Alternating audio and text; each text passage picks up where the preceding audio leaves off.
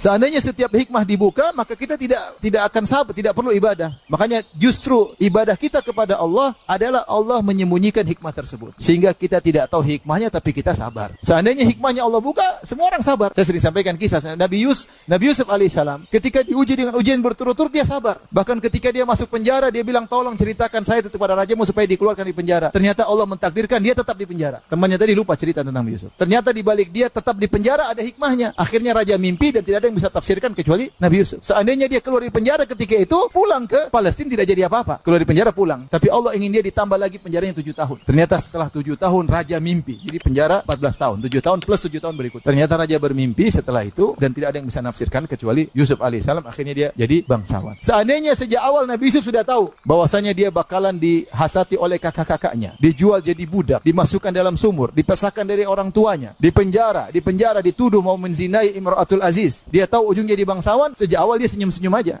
Dan tidak ada ibadah di balik itu. Iya enggak? Oh, enggak apa-apa, jual aja enggak ada masalah. Karena ini jalan menuju jadi apa? Tapi kapan dia tahu? Setelah terjadi. Baru dia pikir, oh benar. Tapi selama itu dia beribadah kepada Allah. Ibadahnya apa? Sabar, husnudzon kepada Allah Subhanahu wa taala. Ujungnya pasti apa? Indah. Makanya Allah berkata kepada Nabi Nuh alaihissalam, "Tilka min amba'il ghaibi nuhiha ilaik, ma kunta ta'lamuha anta wala qaumuka min qabli hadza, fasbir innal aqibata lil muttaqin." Ya. Tentang Nabi Nuh Allah berkata kepada Nabi Muhammad SAW, wahai Nabi Muhammad SAW, inilah kisah Nabi Nuh yang kami ceritakan kepada engkau, wahai Muhammad. Kau tidak tahu sebelumnya dan kaummu juga tidak tahu tentang kisah ini. Saya ceritakan. Ini hal gaib, wahai Nabi Muhammad. Kalau begitu, lihatlah Nuh alaihissalam bersabar 950 tahun, ujungnya indah. Karenanya fasbir, sabarlah engkau, Muhammad. Innal aqibata lil muttaqin. Sungguhnya kesudahan yang baik bagi orang yang bertakwa, orang yang bersabar.